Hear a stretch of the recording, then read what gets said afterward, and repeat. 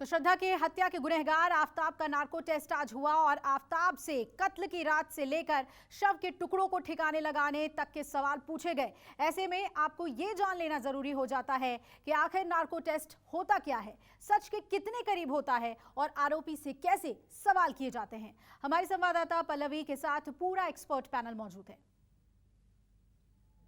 श्रद्धा walker murder case की गुत्थी अभी तक सुलझी नहीं है और ऐसे में आफताब पूनावाला का नार्को टेस्ट होना ये कितना जरूरी है और इससे किस तरीके के सबूत इन्वेस्टिगेटिंग एजेंसी को मिलेंगे, ये बहुत ज्यादा जरूरी है समझना। और इसीलिए न्यूज़ 24 इस वक्त विनायक हॉस्पिटल में है और मेरे साथ तमाम एक्सपर्ट हैं जो कि ये समझाएंगे कि नार्को टेस्ट क्यों जरूरी है और इससे किस तरीके के सबूत हासिल किए जा सकते हैं। तो आइए सबसे पहले मैं आपको मिलवाऊं हमारे एक्सपर्ट से, जो कि इस वक्त हमारे साथ जो सब्जेक्ट है उसके साथ एक डेमो करके बताएंगे कि कैसे होता है नार्को टेस्ट और किस तरीके से इसको इन्वेस्टिगेशन का पार्ट माना जाता है। आप देख सकते हैं यहां पर एक सब्जेक्ट है और इसी तरीके से आफताब पूनावाला का नार्को टेस्ट होगा और इसी तरीके से ये तमाम डॉक्टर वहां पर मौजूद होंगे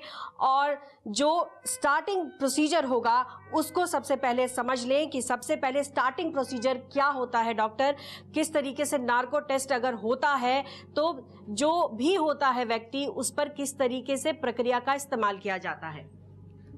देखिए, मैं आपको बताना चाहूँगा कि नार्को टेस्ट से पहले एक प्री नार्को एनालिसिस होता है पेशेंट का, जिसमें कि उसका एक रूटीन बॉडी चेकअप, उसके वाइटल पैरामीटर्स, उसका ब्लड प्रेशर, उसका पल्स रेट, उसकी ईसीजीज, दिल की धड़कन नॉर्मल चल रही है कि नहीं, और उसके ब्लड पैरामीटर्स चेक किए जाते हैं, जिससे कि ये जाना जा सके कि जो ट्रूथ सीरम हम उसको एडमिनिस्टर करेंगे इस नार्को टेस्ट के दौरान, क्या उसकी बॉडी उनको एक्सेप्ट करने के लिए तैयार है।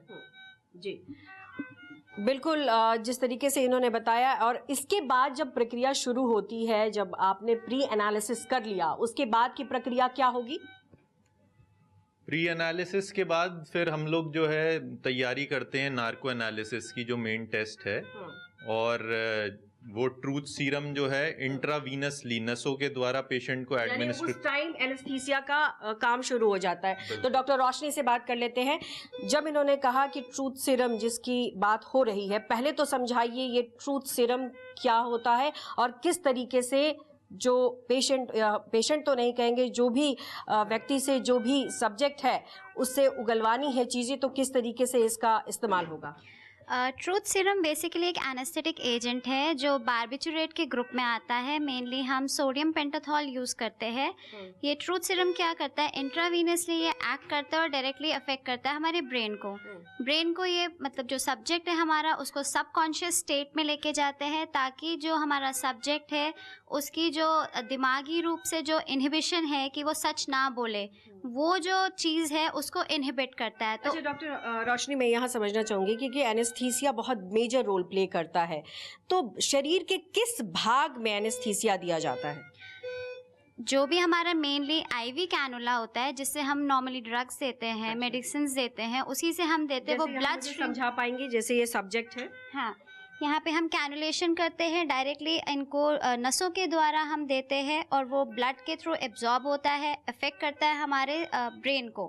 ब्रेन में ये जब इफेक्ट करता है, इसकी वजह से इनहिबिटरी फैक्टर्स जो हमारे हैं, यानी कैनुला यहाँ लगता है, यहाँ से आप एनेस्थीसिया देती हैं, जो भी ड्रग होगा वो यहाँ सर्कुलेशन में जाता है। इसके बाद की प्रक्रिया क्या होती है? इसके बाद की प्रक्रिया ये होती है कि जब वो सबकॉन्शियस स्टेट में चला जाता है हमारा सब्जेक्ट, उस टाइम हम उनसे थोड़े से सिंपल क्वेश्चंस पूछते हैं जो हमें जिनके आंसर्स पता है। जैसे ये सवाल एनेस्थीसिया की टीम पूछती है या फिर यहाँ रोल आ जाता है पुलिस का? यहाँ पे इन्वेस्टिगेटर का रोल आ जाता है। तो सीधे इन्वेस्टिगेटर से ही बात कर लेते हैं कि सर, जब अब सबकॉन्शियस माइंड में चले गए तो क्या क्या सवाल पूछे जाते हैं उस वक्त? देखिए, सबसे पहले तो ये है कि 2002 में ये नार्को एनालिसिस टेस्ट इंडिया में शुरू हुआ था उसके बाद जो तमाम इम्पोर्टेंट केस थे, कसाब का केस था, तेलगी घोटाला था, आभ्या मर्डर केस था, इन केसेस के अंदर जो इसकी कामयाबी थी 100% के आसपास मानी जा सकती है, केवल आरुषि तलवार केस को छोड़कर। तो ये चूंकि अब 3rd डिग्री का टाइम नहीं है, अब ये तमाम इस तरह के टेस्ट अवेलेबल हैं, साइंटिफिक टेस्ट हैं जिनको अदालतें मानती हैं। हालांकि इसको प्राइमरी एविडेंस के तौर पर इस्तेमाल नहीं किया जा सकता, परंतु ये कोरोबरेटिव एविडेंस के तौर पर इस्तेमाल किए जाते हैं। यदि नार्को टेस्ट में, पॉलीग्राफ टेस्ट में कुछ ऐसी चीज़ें आती हैं, कुछ डिस्कवरीज फैक्ट्स होते हैं और उनसे रिकवरी जिस तरीके से अभी हमारे सामने सब्जेक्ट है, और चूंकि उस वक्त भी इन्वेस्टिगेटिंग की टीम होगी और पुलिस होगी मौजूद, तो जैसे कि इस वक्त हम दिखाने की कोशिश कर रहे हैं, क्या क्या सवाल पूछे जाते हैं और किस तरीके से जवाब दिया जाता है सब्जेक्ट की तरफ से। देखिए, 2 तरह के टेस्ट, जब पॉलीग्राफी टेस्ट होता है उसमें चेतन अवस्था में होता है, तो एक क्वेश्चनर तैयार किया जाता है।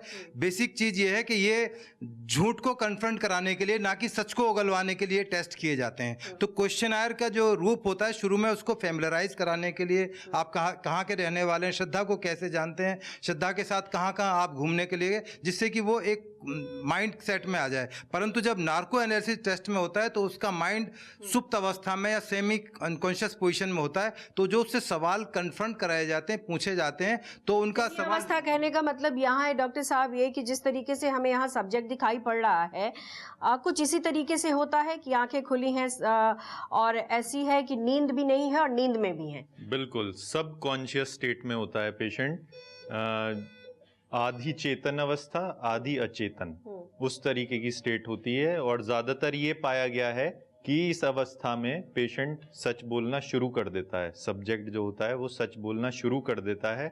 अगर कहीं वो डिसीट करना चाहता है, झूठ बोलना चाहता है, तो कुछ पैरामीटर्स होते हैं उसके, जैसे पल्स रेट हैं, ब्लड। यही मैं समझना चाह रही थी कि ये जो पूरे पैरामीटर्स यहाँ पर दिखाई पड़ते हैं, इनका क्या यहाँ पर काम होता है और किस तरीके से ये एक इंडिकेटर बनते हैं सब्जेक्ट को लेकर। ये जैसे ये मॉनिटर अभी हम लोग दर्शा रहे हैं, इसमें जो सबसे ऊपर वाली आप रेखा देख रही हैं वो है पल्स रेट, उसके नीचे ऑक्सीजन के लेवल्स, उसके नीचे ब्लड प्रेशर्स। तो जब भी सब्जेक्ट झूठ बोलने की कोशिश करेगा तो ये सारे बढ़ते हुए प्रतीत होते हैं, और उससे हमें आइडिया लग जाता है कि पेशेंट कहीं ना कहीं झूठ बोलने की कोशिश कर रहा है। तो इस तरीके से हम लोग फिर पेशेंट की डोज बढ़ा सकते हैं ट्रूथ सीरम की, उसको थोड़ा सा फिजिकली हम लोग स्टिमुलाई दे सकते हैं, चेस्ट पे थ्रस्ट दे सकते हैं, हाथ पे उसके मार के पूछ सकते हैं कि बताओ वेपन कहाँ है, किस तरीके से तुमने जो है उसके डिसमेंबर किए थे पार्ट्स, और क्या क्या तुमने जो है किया था, कब तुम निकले थे रात में, कब तुम जो है उसका स्कल लेके निकले थे। तो इस तरीके से फिजिकल स्टिमुलस भी कई बार देना पड़ता है टेस्ट के दौरान, और लेवल्स जो ट्रूथ सीरम के हैं वो भी इंक्रीज किए जाते हैं एज पर बॉडी वेट।